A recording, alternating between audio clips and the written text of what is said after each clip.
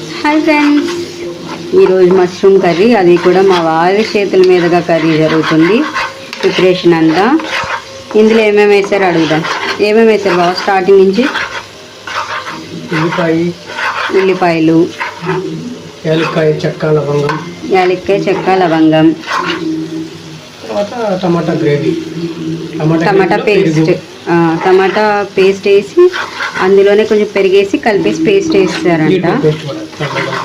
పచ్చి జీడిపప్పు మనం వేడి నీళ్ళు నానబెట్టి ఆ పచ్చి జీడిపప్పు పేస్ట్ కూడా ఇందులో వేసామన్నమాట. స్మెల్ అయితే చాలా బాగా వస్తుంది. పొడుగున దాన్ని లేసి మరీ వచ్చాను అనమాట. ఇందులో మనం మళ్ళీ కారం వేసుకున్నాం, ఉప్పు వేసుకున్నాం, కొంచెం ధనియాల పొడి మొత్తం కలిపేసుకుని మొత్తం అంతా ఆయిల్ పైకి బాగా తేలింది కదా. ఇప్పుడు మనం మష్రూమ్స్ వేసేసుకుందాం. కట్ చేసిన మష్రూమ్స్ అయితే శుభ్రంగా కడుక్కోండి. కొంచెం హాట్ వాటర్లో కూడా వేసి మొత్తం క్లీన్ చేసి కట్ చేసుకున్నాం. ఇప్పుడు అది వేసుకున్నాం. మష్రూమ్ అయితే వేసేస్తున్నాము.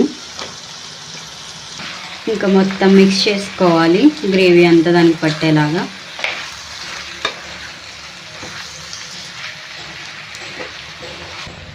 ఇప్పుడు చిల్లీ వేసుకుంటున్నామండి. అది కొంచెం బాగుంటుంది కరకరలాడుతా తినేటప్పుడు.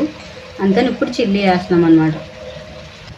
ఇంకా అందులోనే కరివేపాకు వేసి ఒకసారి మిక్స్ చేసుకుంటాం.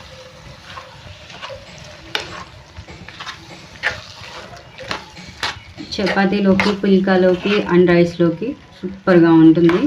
ట్రై చేయండి ఒకసారి. ట్రై చేస్తే కదా తెలుస్తుంది బాగుంటుందా లేదా అని. ఇంకా మనం మష్రూమ్స్ ఉడకాలి కదా, మూత పెట్టేసుకుందాం. మూత పెట్టేసి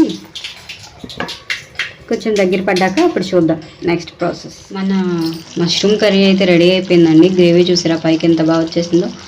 ఇంకా మనం కొత్తిమీర వేసేసుకుని కట్టేసుకోవడమే. మా వారు చేసిన స్పెషల్ మష్రూమ్ కర్రీ. స్మెల్ చాలా బాగా వస్తుంది. మసాలాలు చాలా తక్కువ వేశారు. తక్కువ వేసాము. అల్లం వెల్లుల్లి పేస్ట్, ధనియాల పౌడర్, అంతే. ఇంకా అంతకు మించి మసాలా ఏం వేయలేదు. కర్రీ అయితే అదిరిపోతుంది. మీరు కూడా ఒకసారి ట్రై చేయండి. చపాతీ, రోటీ, రైస్ సూపర్గా ఉంటుంది ఈ కాంబినేషన్ వచ్చేసి. సాటర్డే స్పెషల్ అయితే ఇది. మీరేం చేశారు కింద కామెంట్ చేసేయండి.